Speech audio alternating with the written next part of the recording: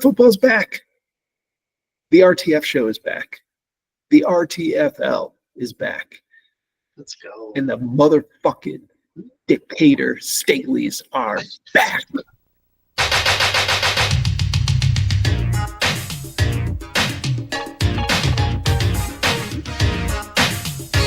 Welcome back to another week of the RTF Show, but this isn't just another week. This is the start of the season. Football is underway. I am watching the game right now, split screen with Hannity, which is what YouTube TV suggested that I do, and it is spectacular. John, brother John, welcome to the show. How you doing? Oh, I'm doing okay. The awful CMC news just broke about an hour ago. It's like right back where we always have been. Yeah. I almost donned a Portland Trailblazers jersey just to, just move on to the next sport, just pack up football and move on. But I'm weathering the storm. I'm powering through, showing up for everyone else. We appreciate it. This news came just in time for me to cross CMC off my good value ? At the auction. Same. I was putting that together and I was like, this feels really good for me. And, well, it's exciting to be back. We've got a new year, a fresh start, a new owner in the league. The auction went off without a hitch, save for Josh's dog getting sprayed by a skunk. And, while I feel bad for Josh's dog, I am just happy that we had everybody show up. Everybody's internet worked, and nobody auto-drafted. It was great. Good job, everybody. Kind of incredible. Really raising the bar for 2026. So, Agreed. You have to live up. Yeah, we'll have to do something special. All right. It is week one. We thought what we'd do today, kind of run through some of the news in the league, in the RTFL, do some best auction values, maybe some breakout candidates if possible, maybe a little bit of worst auction value, but that's kind of hard to do at this point. And then we're going to make some predictions. So John, let's start. Well, the CMC stuff is crazy. And, how they do this every year, how they're just hiding for the last 2 years any injury, it seems like. I don't know. It seems mind-boggling. The injury reporting is kind of falling off the rails in the NFL, right? Yeah. I mean, you can't trust anything. Yeah. Yeah, and Najee was talking the last 2 months that it's fine, it's a superficial eye injury. And now, I don't know if he'll even play on Sunday. He's definitely not starting anymore. Wouldn't even take off his sunglasses in practice if you saw that video. Also hilarious in that same video, he bumped into the microphone on the right, presumably because he can't see out of his right eye. So he has no depth perception. So, very frustrating. If it is something that has been lingering for weeks, I would have loved to have known that before dropping what I thought was a very, reasonable amount for CMC. But of course, I agreed. Everyone else in the league seemed to know better. So, here's my question: If CMC, if Christian McCaffrey has another year like last year, right? Where I think last year he played 4 games in the middle of the season, essentially. Looked okay, I guess, but ultimately wasn't his old self. Is this it for Christian McCaffrey? Like, is he, It's gotta is be. the run over? Are we seeing, he'll be 30 30. this year. Yeah. Yeah. I mean, it seems like this might be it if he can't get it together for this season. So I think so. I mean, I don't know why you would come back. Like, in what capacity would a team like pay you, and like what amount of money would it be worth it for him to risk further injury? Mhm. They're not going to pay him what he would want, probably. I mean, we just saw Amari Cooper retire today. Yep. Which, I don't think he was that old. I think it's just realizing that you can't go out and compete anymore on a week to week basis. So I could see that, like if I could see, I mean, he could retire mid-season, which would suck. So Agreed. we'll see. Well, the CMC news was not the only big news in the NFL or in the RTFL. There were a couple big trades that went down. We discussed in the chat the Micah Parsons trade, which was pretty exciting. I can personally say that many a Packer fan that I ran into in Wisconsin last weekend were pretty excited. But I don't think that was the biggest trade that went down in the football world. Instead, I believe it was between Mr. Brendan Fitzgerald of the Bomboleros and the arm hair QB himself, Mr. Steve Allstat. My iPad is the sound is off, but it's still making sound. Anyway, let's pull up this trade and we'll do a little old school analysis on it here. So, Steve, before the season starts, moves CeeDee Lamb. A guy that I thought he got pretty good value on. Thought all the high profile players went for pretty good value in the draft, considering what we'd seen in the past. Moves CeeDee Lamb essentially for a bunch of young guys in RJ Harvey, Matthew Golden, and Travis Hunter. Harvey is, I think he paid something like $23 or $24 for Harvey, somewhere in there. Golden and Hunter, though, I think are fairly decent values. Hunter, I think, is on a $16 deal this year. Golden, I think, was under 10, if I recall correctly. Golden was 11. RJ Harvey was 24. Okay. And Hunter, I think, was 16. So Steve brings back,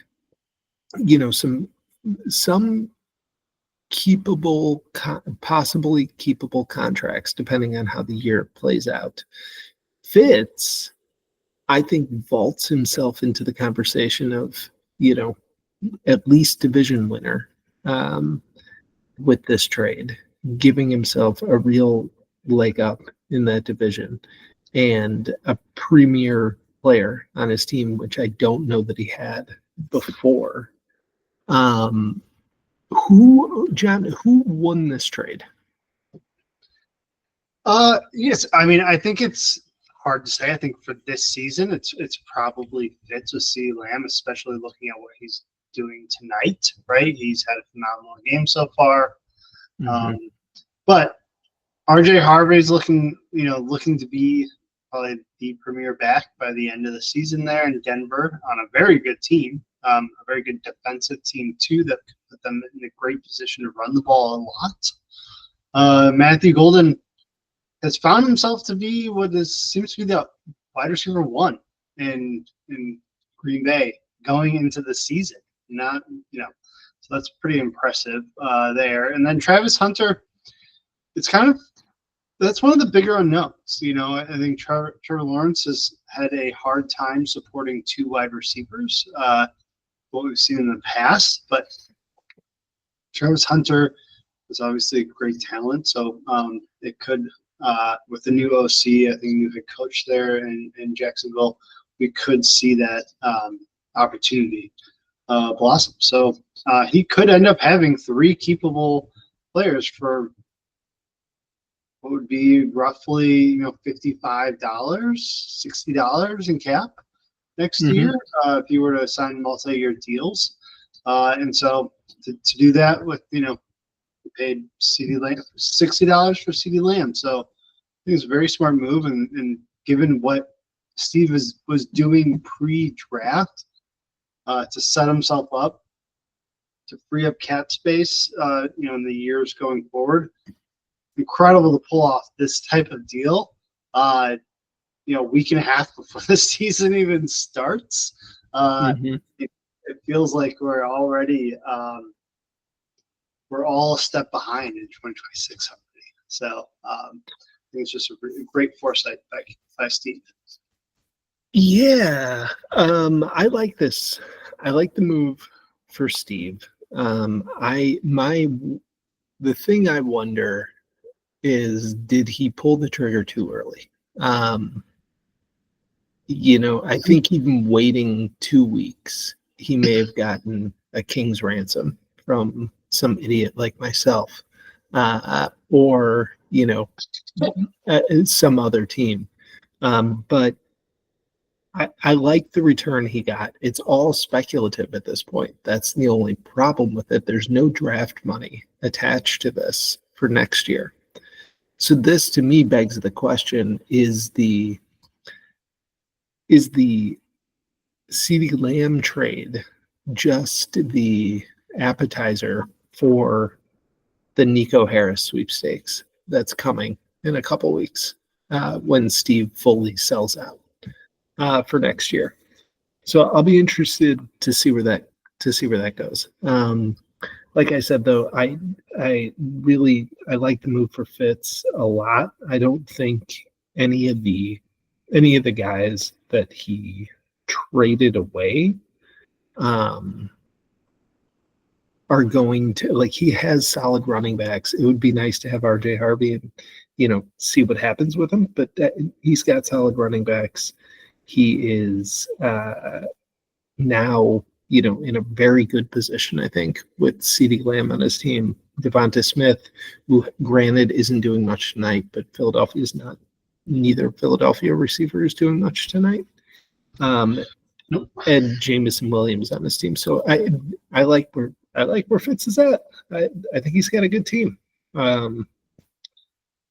Okay, cool. Let's move on. Let's talk some draft values.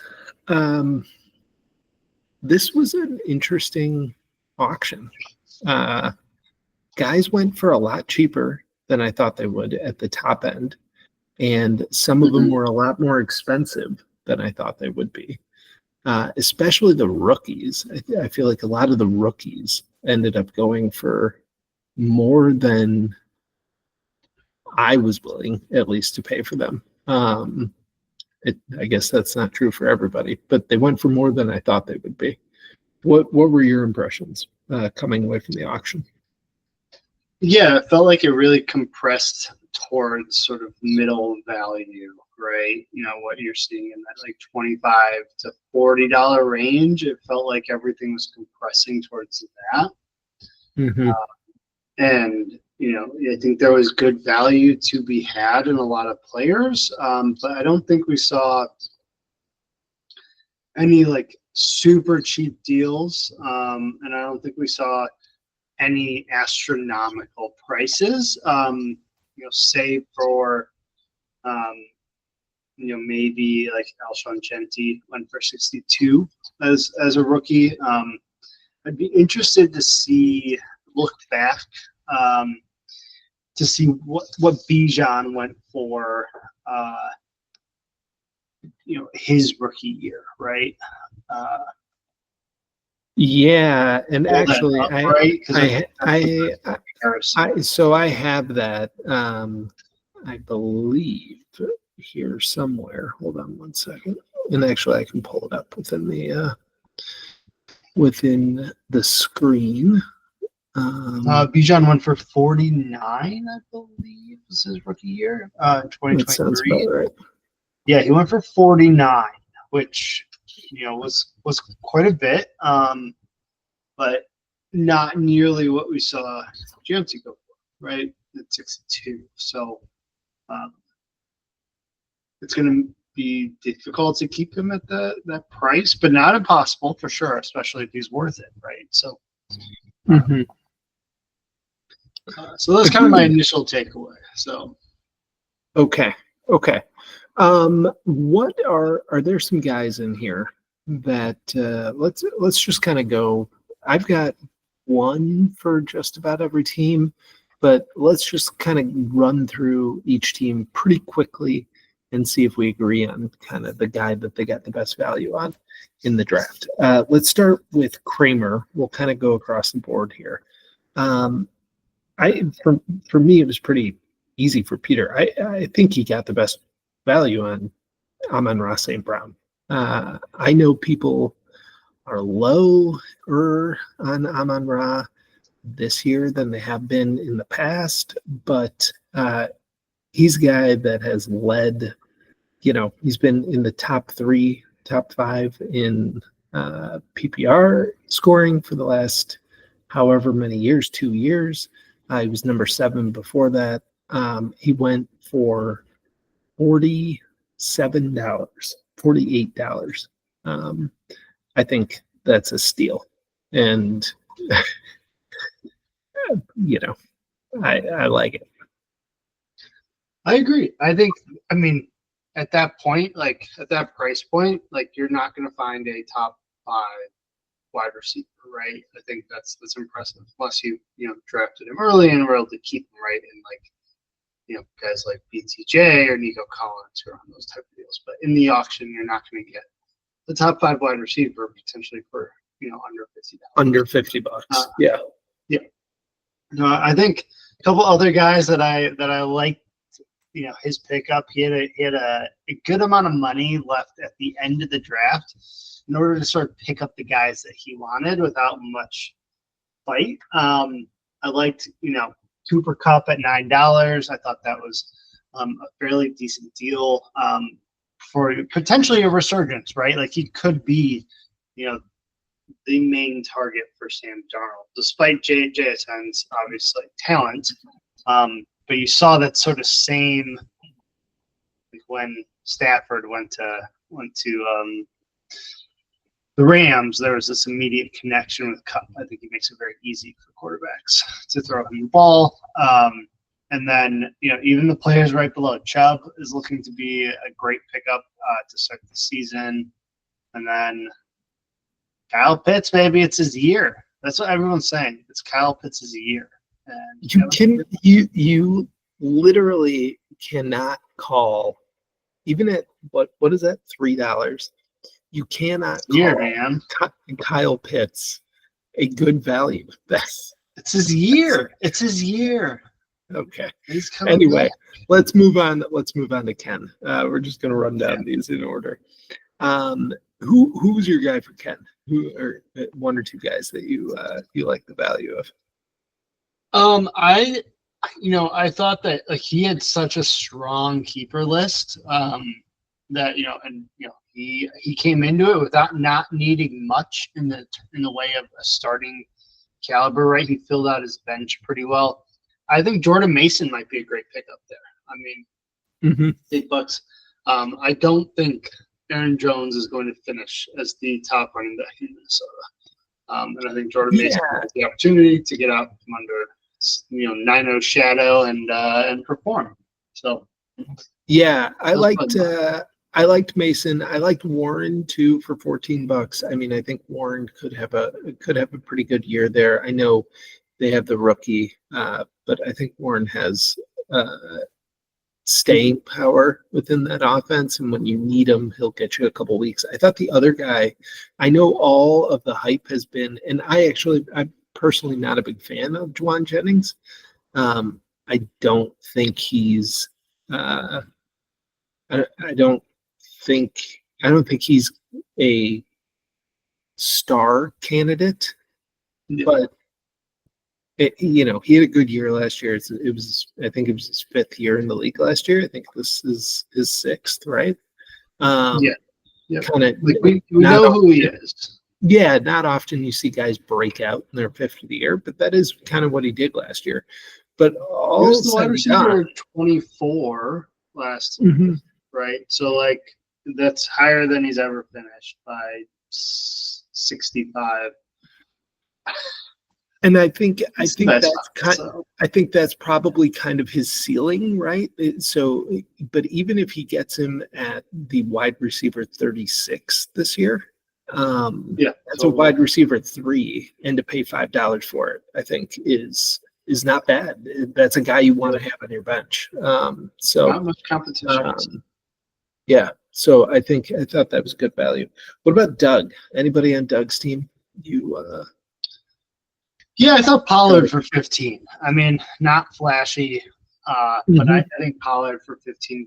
If you're going to get a potentially top 15 running back, top 24 running back, $15, you can't go wrong, right? Not a flashy pick. I don't think anyone's excited, but I think this is a great move for Doug.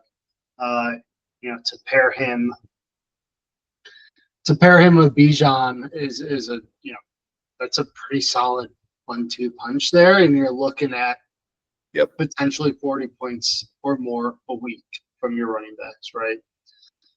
45 points. So yeah, I liked Pollard. I also liked Waddle. I think Waddle has a pretty good year this year. I know people are down on that Dolphins team. The offense, it remains to be seen what happens with Tua this year, but you got pretty good value on him at $11, and I think that if we'll see what happens with him. The other one that I thought he got decent value on was, and maybe I can't find him right now. Is he not on his team? No, I was going to say Devontae Adams at $27. Yeah. I thought that was decent. Steve, we kind of touched on, Steve's team going forward. I think reevaluating Steve's team in light of the trade that he made. The pick that stands out to me is actually Judkins at $12. I'm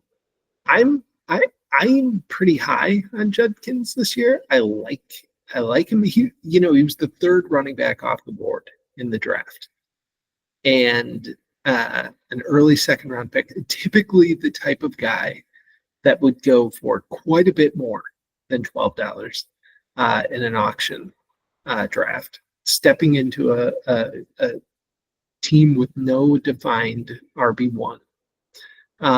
And obviously, he hasn't signed a contract yet. He's not on an NFL team. So that's why you get him at that discount. But in terms of the player, if he signs soon, and the reality is Steve doesn't need him to sign soon, right? If Steve's punting on this season, it doesn't really matter. So as long as he signs this year, gets some time in, I think this could end up being a huge pick for Steve. Yeah, I agree. I mean, I think at some point, like he will sign. I think the latest that I saw was that the Browns are waiting for the NFL to complete its investigation of Judkins, but I don't know for what. So I don't know what they're investigating for, but we shall see. Was there any? Were there any other players on his team you thought he got pretty good value on in the draft? I mean, I thought he also kept a good deal of players. I think Drake May for $5 is a good deal. Look at Drake May's season last year. It was pretty promising. I don't think it was overwhelmingly great, but he didn't have a ton of. It was not a good offense, right? But his running potential, he put up 421 yards last year, ran in for 2 touchdowns. I would imagine that will grow. Only threw for 2,200 yards, but Yeah. I think they've revamped some of that offense, drafted some offensive talent. So I think that it's possible that he will finish much higher than the 23rd best quarterback as he did last year. So for $5, Not bad at all. I think most quarterbacks went for people got decent value, decent quarterbacks for good value, I guess I should say. Outside of God, who's that dumbass that paid $15 for CJ Stroud? Wow, that's terrible. Other than that, great. I think it was a great value. Yeah, I agree with you. I was surprised at the value that a lot of the quarterbacks went for. I will be honest with you. I had no intention of drafting Pat Mahomes, and clicked to bid him up, thinking he was probably going to go, around $10 or maybe a little bit more than that. And nobody else bid at $5. Yeah. I had no intention of having him on my team. I'll take him at $5. I thought it was pretty good value, but Yeah, even last year he finished at the quarterback 11, and yeah, for $5 a quarterback 11 is great. You look back, that was his worst finish since his rookie year, which he didn't really play much. Yeah, I don't think he played one game. So yeah, it's crazy. His finishes going back, 11, 8, 1, 4, 4, 7, 1. You got him for $5. You can't pass that up. I think Alec paid $40 for him. Yeah, for sure. Speaking of quarterbacks, I want to move back in the order to Duncan's team. So Duncan, high-priced, big spending on 2 rookie running backs. I think the Henderson deal, fine. Maybe you get something out of that, and he's a keepable player.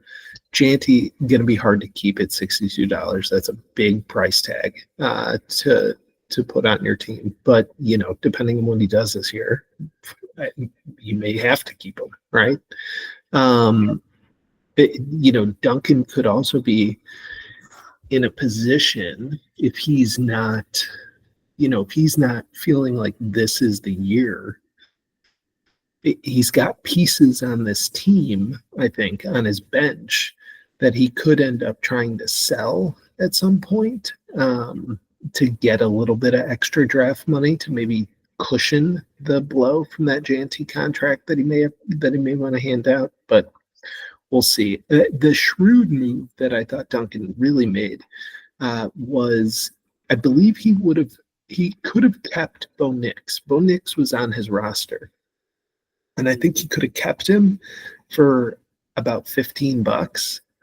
He dropped him back in, but he wanted him. He went after him, and he got him for less than he could have kept him for. And I think Bo Nix could be a great deal at $12. Another quarterback that good potential on a pretty even or pretty, I don't know, pretty good deal. He was the quarterback 7 last year. He's paying $12 for him. It doesn't get much better than that. So yeah, I think my good move. This one kind of went a little bit under the radar for most people. Picking up Strange for $1. You look back, he had a fairly good year last year. Was I think the tight end 30 on the season. Let's see, 31 on the season. Played all 17 games. 40 receptions for 400 yards and 2 touchdowns, and that's playing behind Evan Ingram, who, if you go to Evan Ingram, And yeah, who was drafted by you this year. mhm. Evan Ingram, those previous 2 years, was the tight end. If you scroll down to the bottom, 2 and 5. Yeah. 2 and 5. Yeah. So, like, he could end up getting a top 5 tight end for $1, which is a Also, move. I think also of note is that Strange cleaned up in the weeks. Evan Ingram was out a lot last year. He was hurt a lot. Mhm. In the weeks that Ingram was out, or in the weeks that he got hurt and didn't play as many snaps, um, Strange cleaned up. He did really well in those weeks. So that 4-game stretch in the beginning of the season, a little bit in the middle of the season when he was banged up, and then again towards the end of the season, Strange was he was racking in the points. So yeah, I agree with you. That's a great move. Yeah, I think it was really far under the radar. So yeah. Fitzgerald's team, we talked a little bit about with the trade, and we talked a little bit about some of those rookies. I like the Hunter at 16. Was there anybody else on Steve's team, or sorry, on Fitz's team, that you thought he got good value on? I mean, outside of the running or the rookies that he got, like Golden at 11 seemed great, Hunter at 18. Mm-hmm. I don't know if there's many because he kept a lot of great players, right? He had good value. I think he kept 6 guys. Yeah, like he kept Chase Brown and James Conner. He kept Wilson Smith and JMO. Mm-hmm. And then I think he kept Burrow. He kept Burrow too at 14. Yes. So I mean, there's not. He didn't. I mean, they all were pretty cheap overall, but then he went on and found great rookies and turned that into CeeDee Lamb. So. Yep. Agreed. I don't know if there's much else there though. No, I agree. There needs to be. No. Okay, Josh's team. Josh, another guy, had a lot of auction money coming into the draft. He picks up Jamar Chase for $67, which again is one of those things where it's like I thought Chase. I was not going to go after Chase, but I thought Chase would go in the 70s at least in this draft. And to get him at $67, I think, is a steal based on what we've seen in the past. But what did you think? Were there any guys on Josh's team that you liked their value for? Without a doubt, Terry McLaurin. I mean, actually, we were 7 last year. You get him for $12, and now he is your ostensibly wide receiver 3 on his team. I mean, shit, at this point, McLaurin may have a better season than AJ Brown. I mean, unlikely, probably, but to have AJ Brown, Jamar Chase, and Terry McLaurin all for what would that be? 110, $125 to have all 3 of those guys. Just shrewd moves on Porter's part. But yeah, I think Terry McLaurin at 12, I was super impressed by. I mean, he kind of had the guts to go out and get the guy, not knowing whether he'd be back with Josh Daniels or end up in some hellhole like Cleveland or something. Yeah, like Cleveland or Tennessee or somewhere that it's just you're not guaranteed a good accurate targets like with Josh Daniels. So yeah, very for Josh.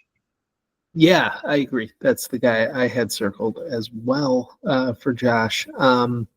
My team and your team are up next. Don't need to spend too much time on my team. I will just say I was floored at the price that I got Justin Jefferson for and the price that I got Jonathan Taylor for. So yeah, that was mine. JJ, $56. Crazy. I will take that all day and twice on Sunday, and hopefully be able to keep them next year if we can do some cap manipulation. But your team. I had written down CMC. I swear to God, I had written down CMC to talk about that.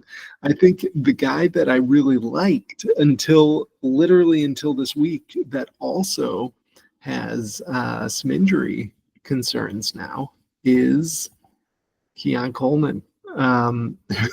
Who now with the groin injury showed flashes last year. What makes it even funnier is that Khalil Shakir seems to be coming out of his injury. And the reason I was high on Coleman was Shakir's injury is, that high ankle sprain. It's no joke. Those things linger. But now Coleman's got a groin injury that, doesn't appear to be going away either. But I thought him for $4, I think he could be a real asset for you. I know you didn't have a lot of money to play with after the CMC. The other one I thought that I like is Michael Pittman. I think Pittman for $5 could end up being a pretty damn good deal. He's much like kind of like McLaren, who we just talked about. Like, he has the talent. He doesn't necessarily have the quarterback right now. We'll see. Maybe this is a Saquon situation, and the Giants find out that they just let a generational quarterback go alongside a generational running back. I doubt it, but you never know. I mean, hopefully the Colts kind of blow it up and maybe even trade Pittman at some point in the season. Mm-hmm. That's probably the best outcome. For me. Yeah, for sure. I mean, although I will say, Daniel Jones did, for part of the season before injuries, support Neighbors, and he does have a tendency to hyper focus on one wide receiver. And Daniel Jones is one of the more accurate quarterbacks in the league. He's just not very good.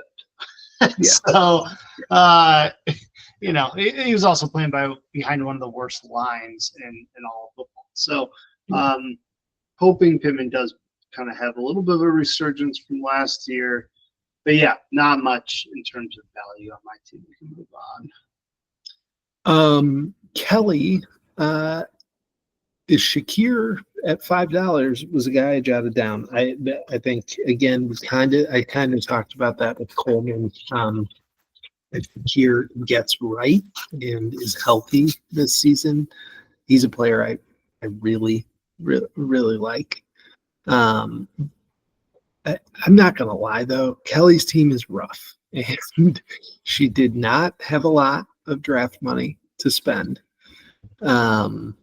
It's going to be a bumpy road for Kelly, especially if one of those running backs gets hurt. Things could go south for sure very, very quickly. The one pick I did like was the rookie Tennessee wide receiver. I like that as well. Yeah, I mean, we don't know what Cam Ward's going to look like. I don't think the backup is the same guy. Brandon Allen, Will Levis is third string now. Cam Ward, if Cam Ward is great coming out, that could be a really good pickup for her, and kind of help solidify some of that wide receiver room for her. So, yeah, we shall see. Alec, what did you think on Alec's team? What were there any guys on Alec's team that you thought he got great value on? I mean, he went back to the well with DJ Moore. I know. That's who. So I had DJ Moore circled too, and was like, wow, Alec, I mean, DJ Moore could be a fucking steal at $15 this year. I agree. That might just be my Bears fandom talking, but I think he could be a steal. Yeah, I agree. I also like the Jacoby Myers at 8. I mean, it's looking like he's going to be kind of an uncontested, behind Brock Bowers. Obviously, I think Brock Bowers probably gets the lion's share there, but otherwise, he's fighting between, he's fighting with their rookie Thornton now for targets, and I think Myers is gonna get plenty of targets. So yep. It's a volume play, and at $8, that's not terrible. And Brian Robinson now all of a sudden could be looking at a much larger workload than intended. Should CMC not end up playing much. Well, I mean, maybe it was intended all along, right? Isn't that the point? They knew. Yep. Yeah, I like the. I'm a big fan of trying to get rookies and keep them under $10. I mean, the Warren side. So picking up Warren, who I think was the best tight end in this draft. For under $10 as a possible keeper next year. I like that. But yeah, I agree. The one I had circled outside of DJ Moore was Jacoby Myers. Did he keep Kittle at 18? I can't remember. He didn't keep Kittle. He drafted Kittle at 18? No, I think he kept him. Okay. Didn't he? I think he kept him. I don't know. I don't remember. Maybe he didn't. I don't know. I'd have to go back and look. That's a good. He's getting older, but I think obviously there's not many other targets there, and if CMC goes down, then he's going to be relied on even more, kind of as an outlet. So, yeah. So big good move on his part. He may have picked up Kittle. Oh no, I'm pretty sure. I'm pretty sure he kept him. I'm pretty sure he kept him. Judy, Alec, yeah, he kept Kittle. Yeah. All right. To Jake's team. Who do you like? Who do you like on Jake's team? Who, Jake, another guy, didn't have a ton of money to spend coming into the draft. Kept a lot of very good players. Who, and I think still like Jake's in this kind of in that position where he won it. He had to let some guys go. He wasn't going to be able to keep the whole team. But the core is still together, and he's got.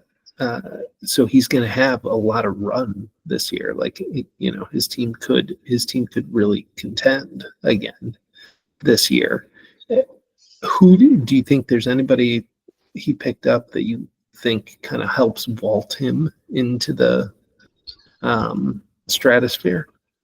Yeah, I think there's, two guys that will not be playing for the first 3 to 4 weeks of the season, and Addison and Godwin at those prices are great deals, provided they come back and produce, which, when healthy, both those guys do, right? And I think we'll see if Godwin can kind of return. He's 29. Has had some injuries. At least last year he had some injuries. He's been early in the season or early in his career. He might have had a couple seasons with some like smaller injuries that kept him out. But otherwise, I think you're gonna fall right into a solid wide receiver 3 on his team. And then you've got guys like Loveland and Bill out in Washington that could end up producing later in the season for him. Yeah. So, I think he found some prospects and hopefully he wins early and can keep that sort of momentum riding and get hot.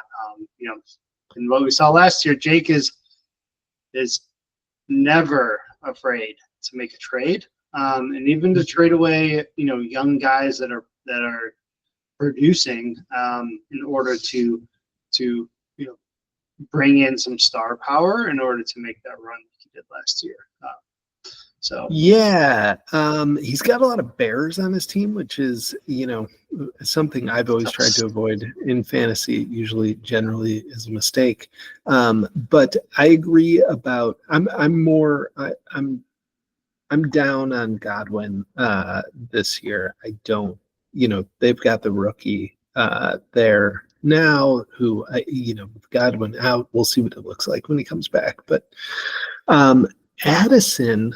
And maybe this concern is unfounded, but one of the reasons I'm a little bit worried about Addison this year is, you get rid of Darnold, JJ McCarthy is stepping into a role. To me, it feels like one of those things where it'd be really important to have a guy like Addison there for the beginning of the season when McCarthy is getting comfortable out there. And that's when you want him there. But I don't know. I wonder if being out those first 3 games is going to be a detriment to. It's going to make it harder for them to get into a rhythm later on, because I don't know. We'll see. But I do like Jordan Addison. I think he's pretty damn good wide receiver when he's playing. And should, if all things go as they should provide a nice boost to Jake's team when he comes back. Okay, cool. We ran through them all. What I want to do real quick is let's predict some division winners. So we're going to take notes here. We're going to write these down. We will revisit them later in the season. I don't remember, because we did this last year. I don't remember. Do you know what our... I can pull it up really quickly. Let me do that real quick. I think I beat you. You think you were right? I don't. I really don't. All right. Nah, here we go. All right. Oh, wait. No, it's not in that rundown. I don't know. It's not in that rundown. Where was that? I think we may have put it somewhere else. I don't know. This isn't good. It's not good content. No, I think I might be able to find it. One second. But anyway, we can come back to that. So all right, I got it. Oh, you do? Okay, cool. Yes. All right. The sweetness division last year. Do you have the who won the divisions last year up? Oh, sure. Yes, I shall pull that up. And we can take a look. Give me 1 sec here. All right. 2024. All right. The division winner for sweetness. Hold on 1 second. Am I sharing it? No, I got it. Okay. All right. I am sharing it right now. So again, this is last year's division winners compared to our predictions. So, John, last year's division winner for sweetness was Jake. What did we predict? I predicted Steve would win. He ended up going 10-4. Not bad. That Jake would win, and he went 12-2. All right. One to Mike.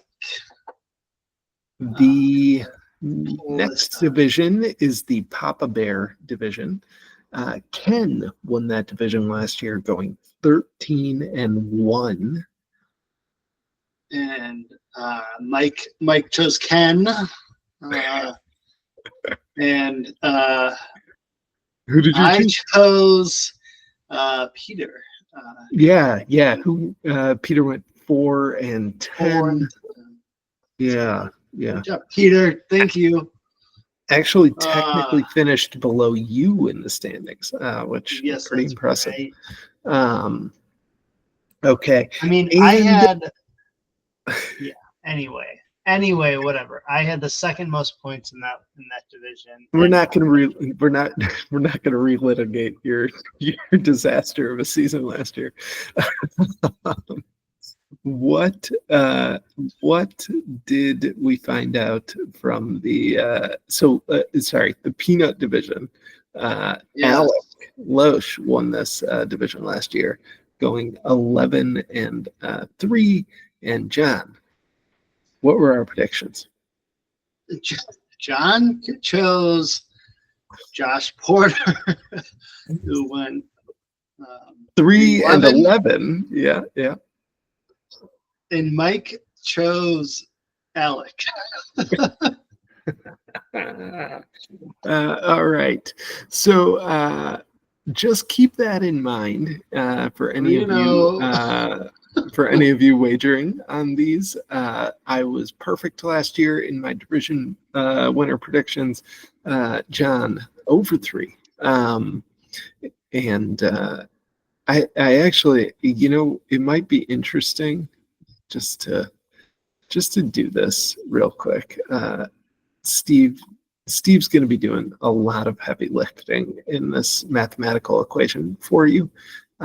But John, your last season, your predicted division winners won 17 games and lost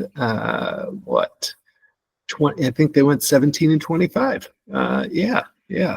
With Steve doing a lot of heavy lifting there. So I don't know.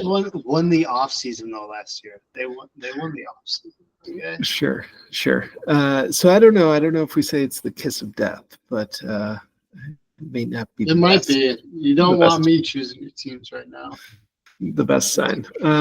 All right. With all that said, the sweetness division. Let's go again. We'll go bottom to top. Let me bring us back to this year's league, and we can pull them up. But also, I really hate that, that in Sleeper in here, I don't know why it doesn't show the team names under the standings. Why does it show your Sleeper username? Yeah, it doesn't show any of the team names. It's very annoying. Why even have a team name then? Exactly. Silly. Okay. Here we go. I'm going to pull up the division so everybody can be somewhat reminded of what they look like. The Sweetness division. John, who is your division winner in the Sweetness division this year? Man, well, I mean, I think it comes down to probably 2 people, if I had to guess. And I think right now, I think it's between 2 people that are sworn enemies that just hate each other on the gridiron, and I think marginally tolerate each other off the gridiron. And that's going to come down to Mike and Jake. And I don't know who I want to ruin their season for more. That's true. I think I'm going to have to pick Jake here. I think we're going to go back, just like with Peter. I think when I chose him last year, it's hard to go against someone who made the finals, last year. And so I'm going to go ahead and choose Jake. Lock it in. I will choose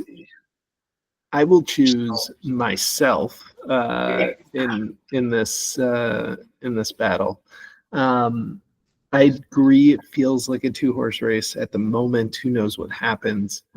But I don't know that I've ever had a more stacked fantasy football team, in my time playing fantasy football. There's not one that I recall. So if I fuck this up, it's on me. All right. So you picked Jake. I picked myself. The Papa Bear. The Papa Bear division. John. Why don't you go first this time? You go first this time. Okay. So this one, to me on the surface, it seemed like the easiest one. When I was looking at it, but I'm actually going to go. I'm going to go kind of off. I'm gonna throw a curveball out there for this, and I'm gonna pick Doug. I think Doug wins the division this year.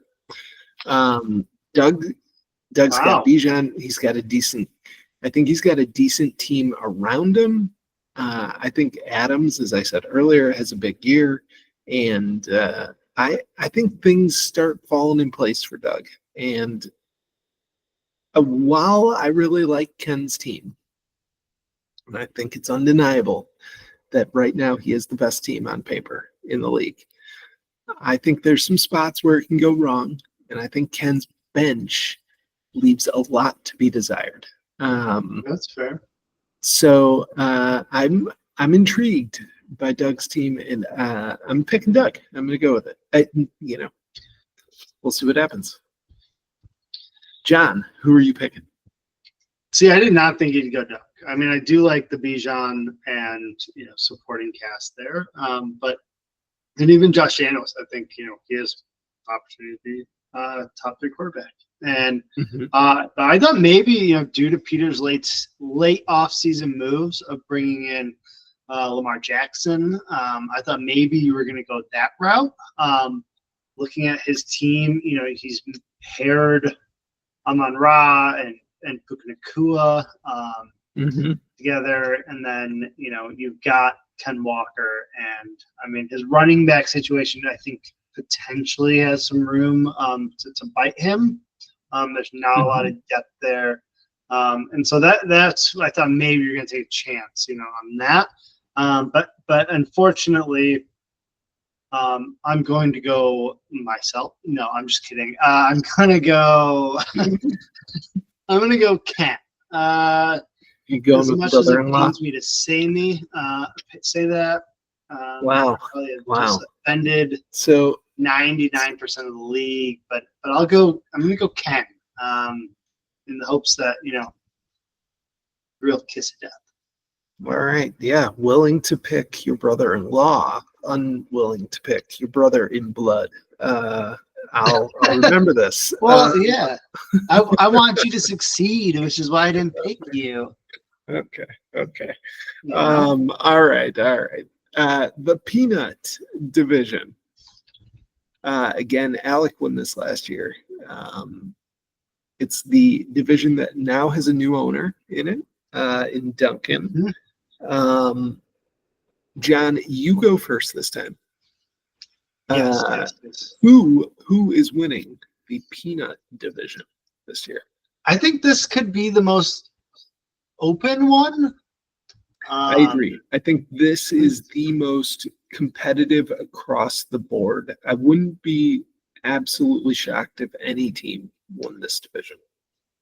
Yeah, that's kind of my problem. I'm leaning, more towards, Josh or Fitz at the moment. And I'm gonna go ahead and take, the former champion, the San Diego Web Servers. I think he rides his wide receivers into a division championship, as well as the James Cook, kind of surgeons in Buffalo. So, all right, I like it. I think we picked once again 3 different teams for each, or we each picked a different team for each division. I will be going with Fitzgerald this year. I think this is Brendan's year to win the division. Love his team. The CeeDee Lamb move put him over the top for me. But again, I agree. I think even Duncan's team, I think, has a shot to compete for the division. So and I like Alec's team. Like I don't I think Alec needs a little help at running back, but I don't dislike his team. Like I think there's, especially if Brian Robinson's a featured back in San Francisco. All right, there it is. Let's read them out one more time. Can you list them off one more time for the folks? Yes. All right. Sweetness division, I chose Jake. Mike chose himself. In the Papa division, I chose Ken. Mike chose Doug. So a real battle of the Hoffman bros. And then in the Peanut division, I chose Josh, former champion, and Mike chose El Bombolero Bloodlines. All right. Well, that does it for our week 1 show, the RTF show this season. Football season is back, sort of. There appears to be a weather delay that's happening in the game right now, which is kind of ridiculous. I don't have the sound down, so I don't know what happened, but I think it's lightning. Was it lightning? All right. Well, interesting. But football's back. The RTF show is back. The RTFL is back. Let's go. And the motherfucking dictator Staleys are back. That'll do it. We'll see. Goodbye, y'all. For Brother John, this is Mike. This has been the RTF show. RIP Red Zone.